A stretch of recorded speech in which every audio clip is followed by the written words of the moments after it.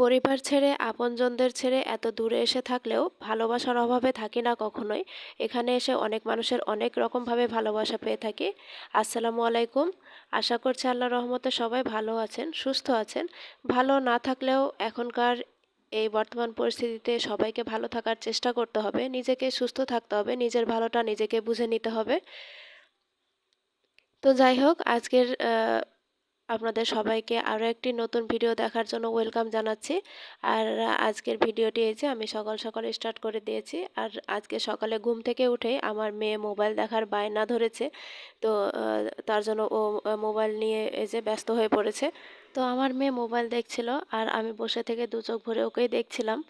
আর একটু ভিডিও করে রেখেছি আপনাদের সাথে শেয়ার করার জন্য।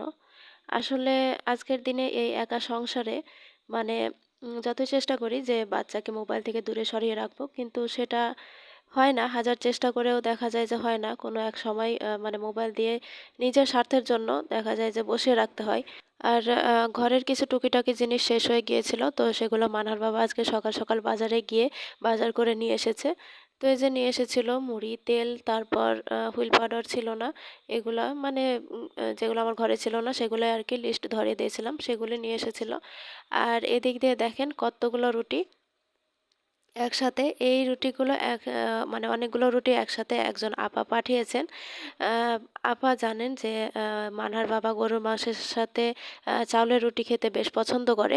তো যার জন্য মানে প্রায় সময় দেখা যায় যে আপা কষ্ট করে একসাথে অনেকগুলো রুটি বানিয়ে তারপর আমার কাছে পাঠিয়ে দেয়। আমার শুধু মানে সেরকম কোনো কষ্ট করাই লাগে না।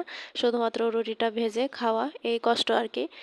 গতদিন মানহার বাবা একটা কাঁঠাল কিনে নিয়ে এসেছিল। আর আজকে এই যে আমরা আগে যে বাসায় থাকতাম সেই বাসার মানে বাড়ির মালিক আর কি এই কাঁঠালটা পাঠিয়েছেন। এ পর্যন্ত ভাবি আমাদের জন্য ২ টা না ৩ টা মনে হয় কাঁঠাল পাঠিয়েছিলেন। তো এবছরে আসলে প্রায় অনেকগুলোই কাঁঠাল খাওয়া হয়েছে আমাদের।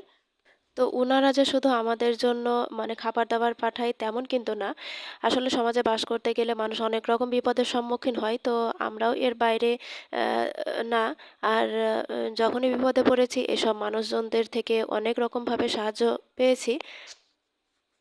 তো এরা আমাকে মানে প্রতিনিয়ত এভাবে ভালোবাসা দিয়ে যায়। আর সবসময় আমার পাশে থাকে। কখনো আমার মনে হয় না পরিবার ছেড়ে এত দূরে এসে থাকি।